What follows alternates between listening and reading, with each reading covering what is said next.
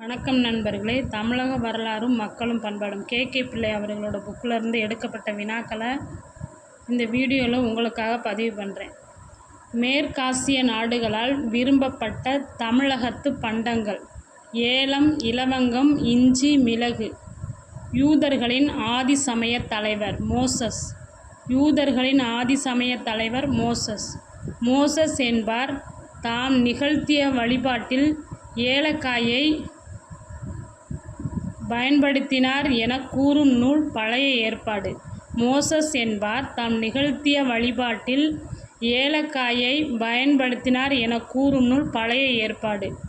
Israel மன்னன் சாலமனை காணச் சென்றபோது ஏலம், இலவங்கம் போன்ற பொருட்களை கொண்டு சென்ற அரசி தென் அரேபிய நாட்டு அரசி சேபா. இஸ்ரேல் மன்னன் சாலமனை காணச் சென்றபோது ஏலம், இலவங்கம் போன்ற பொருட்களை கொண்டு சென்ற அரசி தென் அரேபிய நாட்டு அரசி சேபா. சாலமன் ஆட்சி செய்த காலம் கிமு 1000. தமிழகத்திற்கும் பாபிலோனியாவிற்கும் இடையே நடந்த வணிகம் பற்றி கூறும் சான்றுகள்: நிப்பூர் களிமண்ணேடுகள், பாபிலோனியா.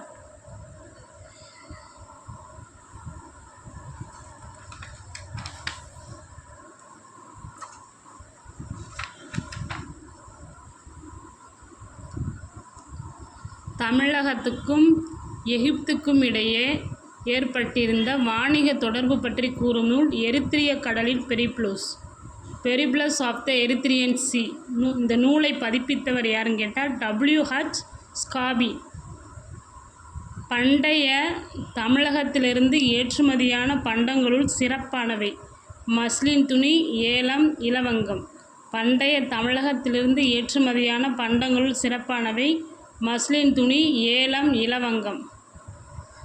தமிழக வணிகர்கள் இச்சரக்குகளை மரக்கலங்களில் ஏற்றிக்கொண்டு சென்று ஏடன் வளைகுடாவுக்கு இருபுறமுள்ள துறைமுகங்களில் இறக்கினர். இறக்கிய பிறகு பினீசியர் அல்லது அரேபியர் அச்சரக்குகளை எகிப்துக்கு எடுத்து சென்றனர். கிமு 4000 ஆண்டுகளுக்கு முன்னரே